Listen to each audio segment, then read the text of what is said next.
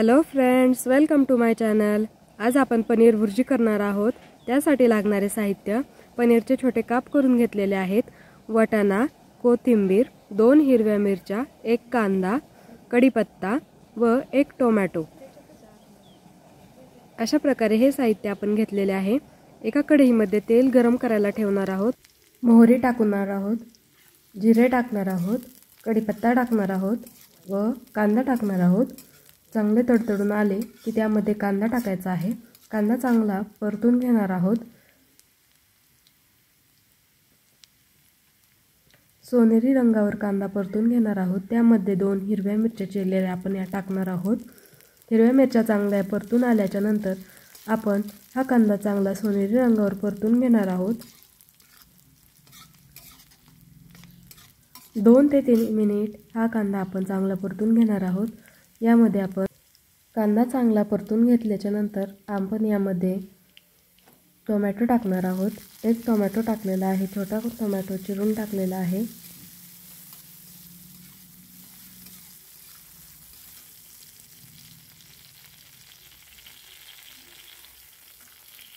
दोन 3 वाटाण्याच्या शेंगा आपण यामध्ये सोलून टाकलेल्या आहेत।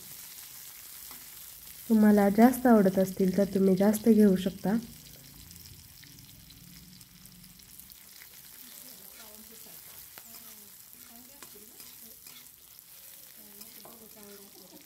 चांगलं परतून घ्यायचं आहे। आता यामध्ये आपण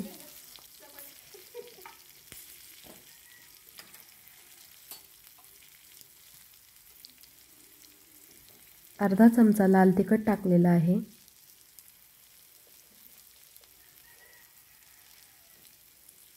1 चमचा गरम मसाला टाकलेला आहे व चिमूटभर हळद टाकलेली आहे। बारीक काप केलेले पनीरचे आपण आता यामध्ये टाकणार आहोत व सगळं चांगलं मिक्स करून घेणार आहोत।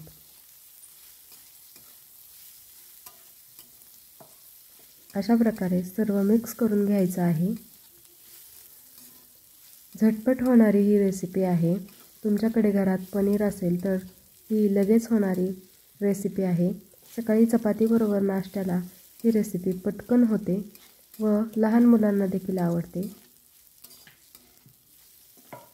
आता 5 मिनिटं आपण यावर झाकण ठेवून वाफवून घेणार आहोत, जेणेकरून पनीरचे सर्व काप गरम परतले जातील। वरून थोडीशी कोथिंबीर टाकणार आहोत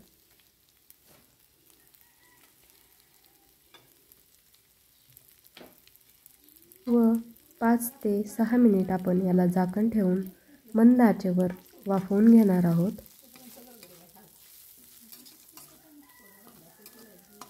सर्व मिक्स करून घ्यायचं आहे। चवीनुसार मीठ यामध्ये घालायचं आहे। अशा प्रकारे आपली ही रेसिपी आजची तयार झालेली आहे। चपातीबरोबर, भाकरीबरोबर, रोटीबरोबर आपण ही रेसिपी सर्व करू शकतो।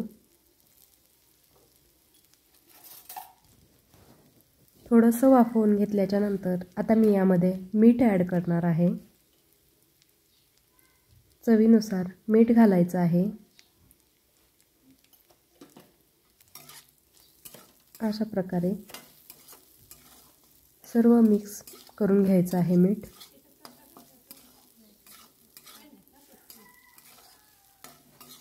झटपट होणारी ही रेसिपी आजची आपली तयार झालेली आहे। तुम्ही एकदा तुमच्या घरी ट्राय करून बघा। रेसिपी आवडली असल्यास कॉमेंट करा, लाईक करा व माझ्या चॅनलवर नवीन असाल तर सबस्क्राईब करा। थँक्यू।